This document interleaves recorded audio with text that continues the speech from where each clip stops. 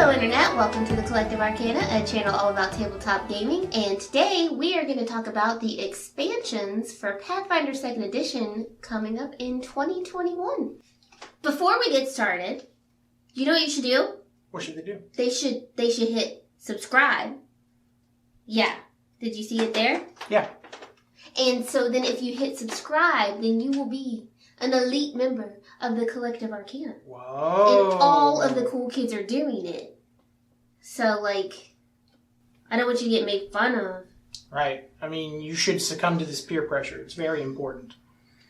We'll still like you if you don't, but, love you if you do. Yeah, we'll like you extra. We're pretty chill, but, that would get you a couple of points. Okay, so we're just going to go in order from when they're going to be released. That seems like the fairest way to cover these. Obviously, there's going to be other, smaller things coming out. These are just the big, the main books, right? Yes, I mean, there's, every month there's going to be at least one Adventure Path book. They're usually in groups of 6. This year, there's going to be 2 groups of 3. One that's a mega dungeon, and then one that is a sweet martial arts tournament, Strength of Thousands.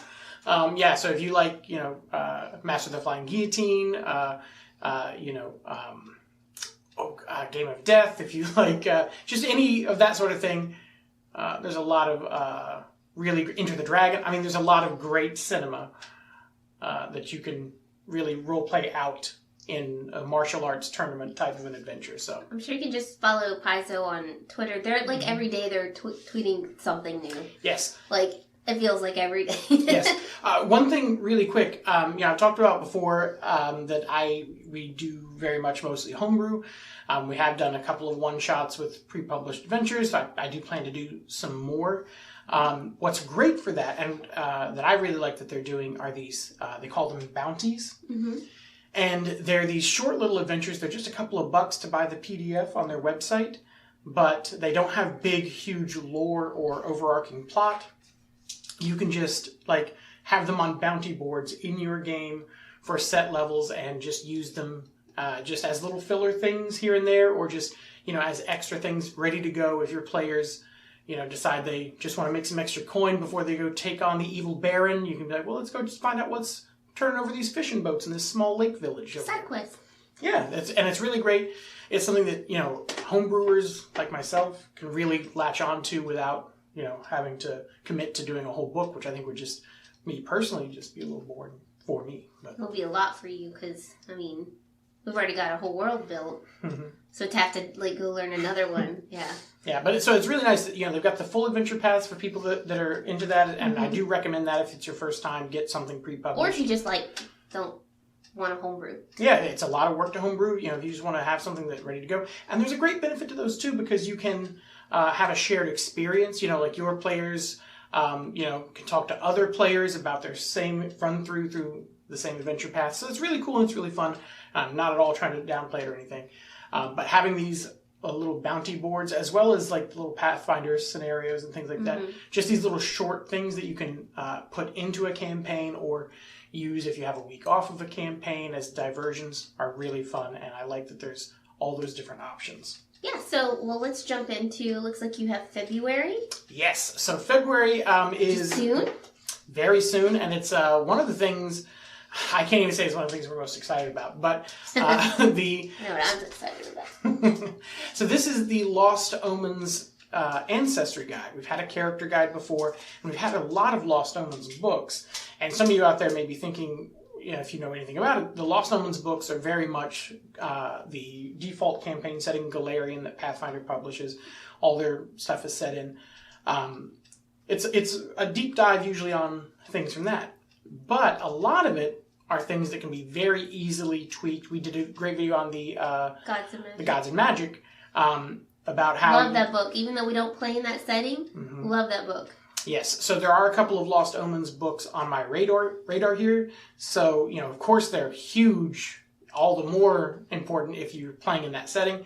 But, I'm going to talk about why I'm excited about them even though I'm not playing that setting.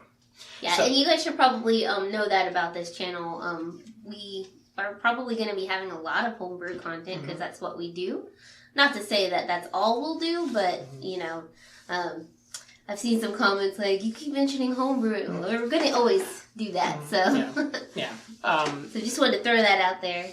Yeah, and we'll always, anytime, we said it before, but anytime we're talking about homebrew, we'll do our best to make sure we're talking about homebrew versus, by the book, rules as written kind of stuff. Anyway, so the Lost Omens, our Ancestry Guide, is exactly what it sounds like. We are getting 7 new ancestries to play as. We're going to get sprites, which are little like pixie fairy folk. Which we can't figure quite out how that's going to work. Yeah, I mean, on the cover, there's and we'll put a picture of the cover up here, but there's a grasshopper pixie man, and he's weird. But we know that for a lot of these, there will be, different options. There's always different heritages within ancestries. So, you don't have to be a grasshopper, I'm guessing. But we're also going to have kitsune, which are fox folks. One of our players is very excited for that. It's... Not a lot of minis for that, turns out. We have 3. I know, that's why we have them. Yeah, because you're like, what if we need it? Grab them when you see them. I'm sure there will be more once this comes out. That's true. There are fetchlings, which are these like humans that got stuck in the plane of shadow, and they sort of acclimated, and so now they act as sort of interdimensional messenger type people. That's super fun. Yeah, it's really fun. They're real shady, and that would work great with my current character. Mm-hmm. Yeah, that really would have worked well. We're sort of touching on a lot of that. Yeah. And then there are flesh warps.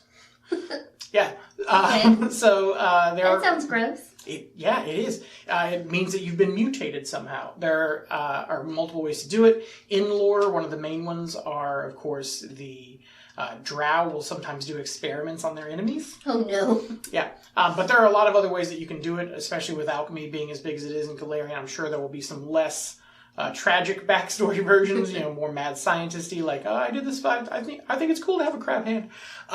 We'll see. I don't have really any idea how weird that could be, because it could be really weird. That could be interesting with the inventor. Yes, it could we'll be get to that. Interesting. Yeah. And then there's androids, which is super strange, you might be thinking. Within Galarian lore, there is a crashed spaceship and creatures that were made in the likeness of humanoids, humanity-adjacent aliens. They can pass for human, but they've got like circuitry that just sort of looks like weird metallic tattoos. That's fun. Yeah, and so that's interesting. And then there's going to be gillmen, which are like a creature from the Black Lagoon, sort of, like aquatic. Your party isn't creepy now. Mm-hmm, they will be. And that's all we know. We know that there's going to be at least one more ancestry.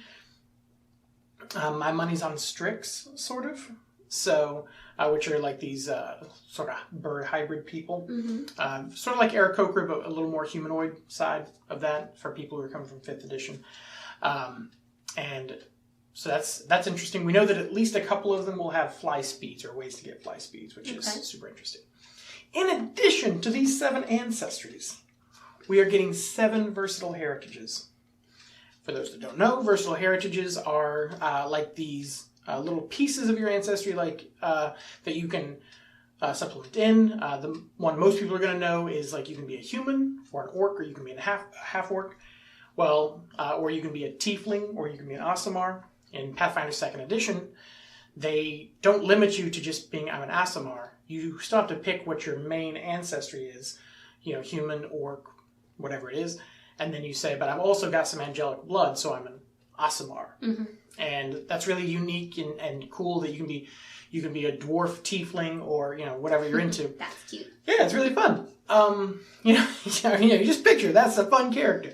So it's just a whole lot of versatility, hence the name. We are getting Geniekin, 5 of them. We're getting Ifrits, which are fire, Undine, which are water. We're getting Sylphs that are air. We're getting Oreads, which are earth. We're getting Suli, which are sort of like non-committed, sort of multi-element. And then we're getting 2 more versatile heritages that I wasn't able to dig up yet to say exactly what they are. But that's a huge chunk of variety right there. Within even those versatile heritages, we know, for example, like if you're the Ifrit, you might be descended from an actual Ifrit or just from a fire elemental in general. So there's multiple lineages even within those heritages. So that's a whole lot of options. That's a lot of stuff.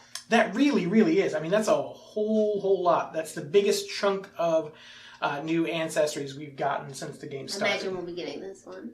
Oh, we're definitely going to get this one. So I guess that means we will be doing a video on this one. We definitely will. It's like I said with the Lost Omens, just because we're not playing in that setting, anybody can use these ancestries. Anybody can fit them in. If nothing else, even if you are on a hard line like androids. I don't want to have androids, right? I get that, but it's not for everybody. But, would you really say there's no way somebody could have an elemental bloodline like in their past, especially they're playing a sorcerer? Like just the level of combination and stack up of concepts there is really fun. So, definitely a lot that you can work with even if you're not playing in Golarion. Yeah.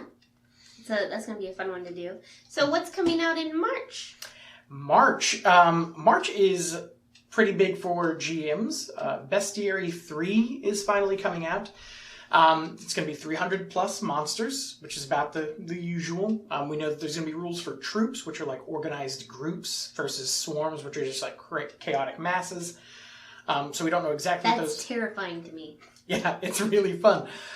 There's going to be a lot. I don't like that that's coming out as we're ending our game. Like, I don't need to see that at level 20.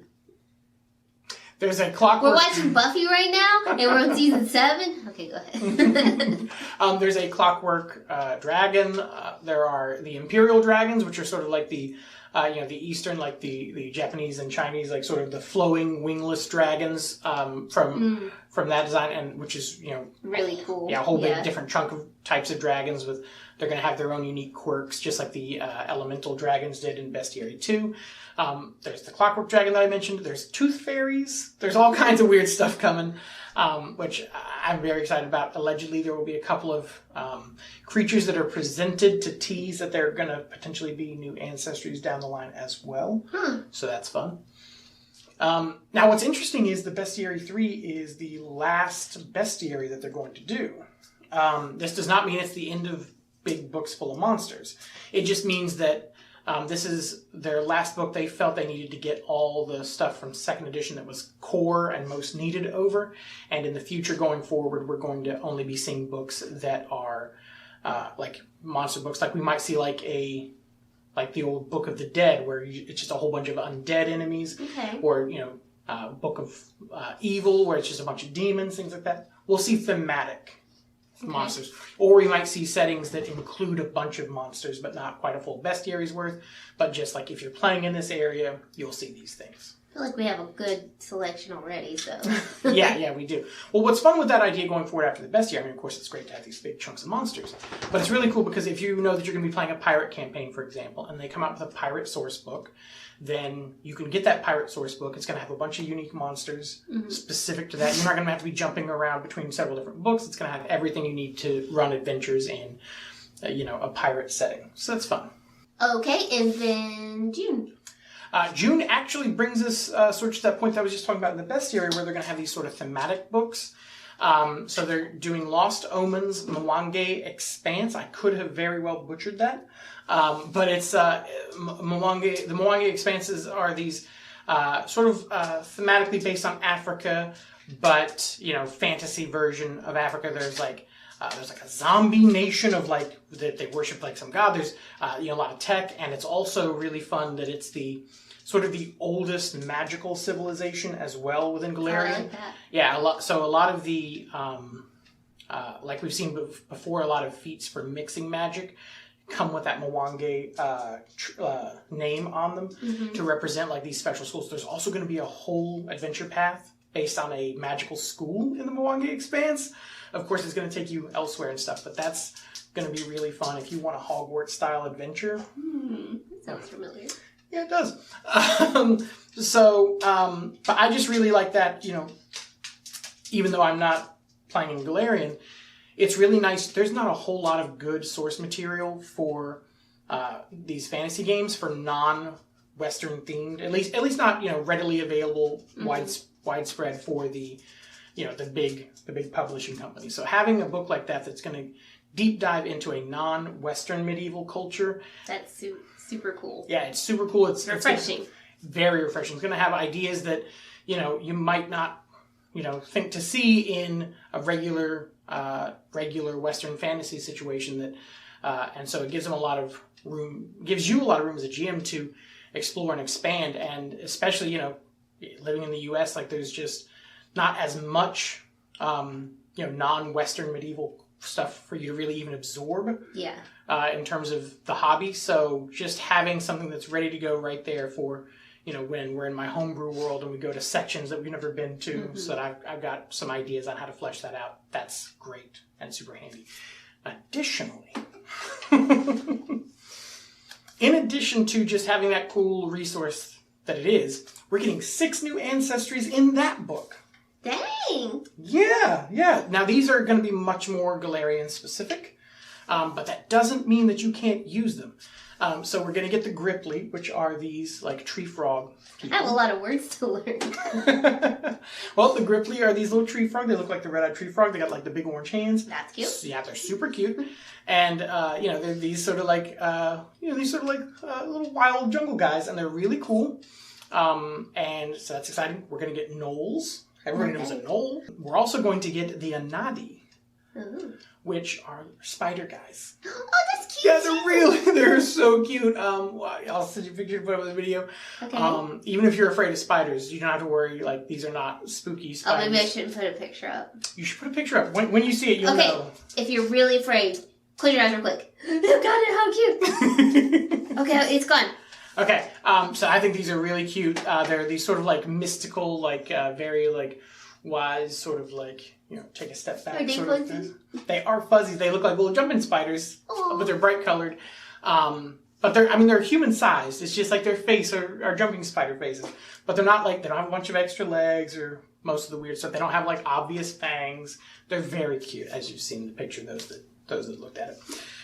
We're also getting 3 ancestries that I don't know anything about. I'm going to ask our kind folks down in the comments who know more about Galarian than I do. I know somebody said, you have at least one Galarian expert. I don't remember the name, but yeah, you just commented on something a week or 2 ago.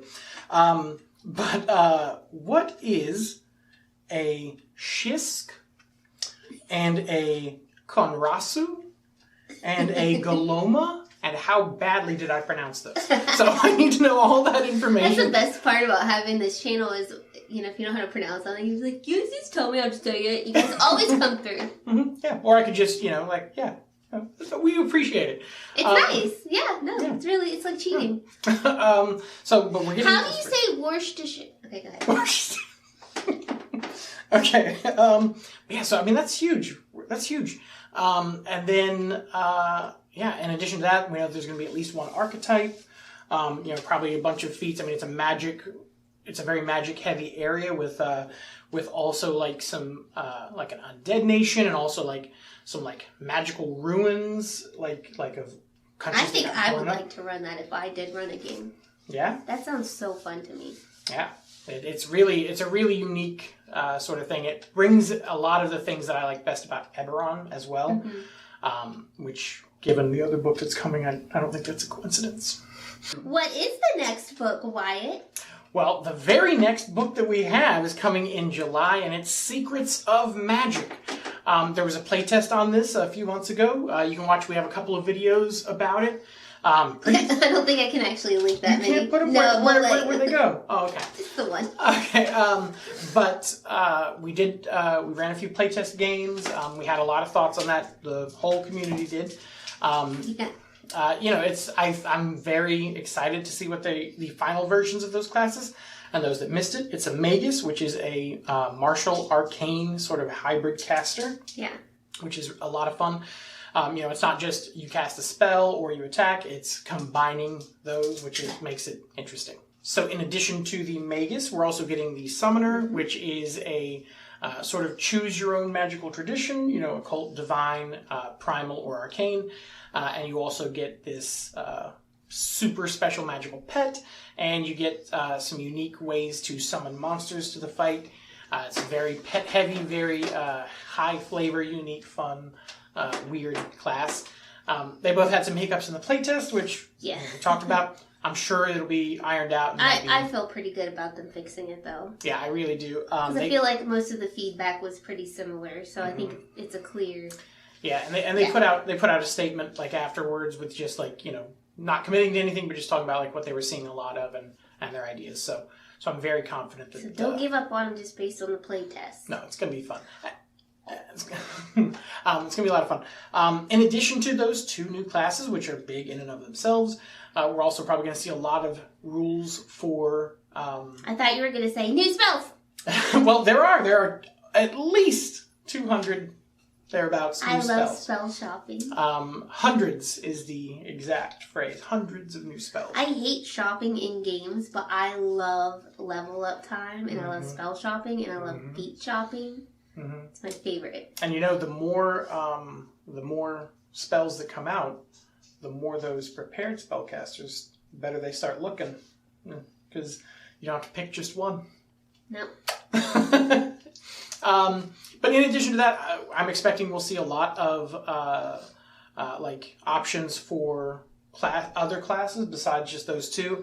I'm hoping we get a new wizard school, something interesting. We're going to do a video on wizards soon, and I'm not crazy about the options there. Yeah, just something a little more fun for them. I expect we could see some surprise. I don't really anticipate it, but like we could, for example, see a Blood Rager instinct for barbarians so that they can get some spells, possibly working something like the way the... that would be cool. Yeah, possibly working the way that Eldritch Trickster works for Rogue, where you just sort of get a free dedication, and then... you know, maybe an ability that allows you to cast while raging, because that's the big hang-up right now, but for just doing a multi-class. So I think that would be a lot of fun and something that we could see. So a lot of things like that. I don't know how much of that we're going to see, but I can't imagine that we're not going to get some fun rules for other classes. It may be Scorching Ray. Scorching Ray, Paizo. Paizo, please. I just want Scorching Ray. I know it's already gone to the printer. Just put a sticker. Just put a sticker in. I'll do it. I'll put one in ours. Okay. I need Scorching Ray, is the point. We do know that there will be some alternative spellcasting rules for just some different concepts, whether they're going to be things that you would have to implement completely or things that you could add in as like alternatives within your rule. But we're going to have things like words of power, where you can like create your own spells by linking a number of words together based on how many actions you use. But we're also going to get shadow magic, which I'm not really sure a lot of details on that. But just a few different ways to cast spells. Probably some rituals too, right? I'm sure there will be a lot more rituals, yes. So Wyatt, what comes out in October? Well, October, we're doing it right now. We're doing the Guns and Gears playtest. So we're going to get 2 new classes. We're going to get the Gunslinger, Pew Pew. You know, it's you know the firearm expert. You know, using a lot of grit type moves. They don't have the grit mechanic anymore, but you know, just these very sort of daredevil-y type expert shooters. I'm not doing the class justice. We've already had a couple of play tests. We're not ready to do a video yet. Probably next week we're going to have our first, and then we'll do another one when it's all over. Yeah. Our review. We want to test it a few times. Yeah, we had one. We had one that fell through. We're going to do yesterday, but I think it just got rescheduled. So yeah, yes, several planned for the coming week. But also the Inventor is there, and the Inventor is totally unique and new. It's not a port over from First Edition. It's totally new, and it's sort of what it sounds like. You tinker with your equipment, and you have like one, either a pet or a weapon or an armor that is your innovation, and you can improve that with weird modifications and so on. So that's a really interesting, unique class. I had expected it to be like a support class, like the Alchemist, because they're both intelligence-based. No, it's a frontline martial class, and it's as weird as it sounds. You know, some more playtesting is due, but we're very excited. If you, you know, are playing, if you have games, or even if you don't, find that playtest. Links will be... Yeah, I'll put because that's already out, so you can already read about it. It's not the final version, obviously, but you can get the idea of these new characters. And you can play them, and you just do one-shots, and then most importantly, submit your feedback at Paizo's Paizo's website. They'll have a couple of links. Now, what's interesting is, with both the Magus, the Summoner, and with these, the Inventor and the Gunslinger, they're totally playable. They're not as solid as the Advanced Player's Guide playtest, but if you just are committed to one of these character concepts, there's enough rules you can play your character. It won't be necessarily the best, but you can definitely do it.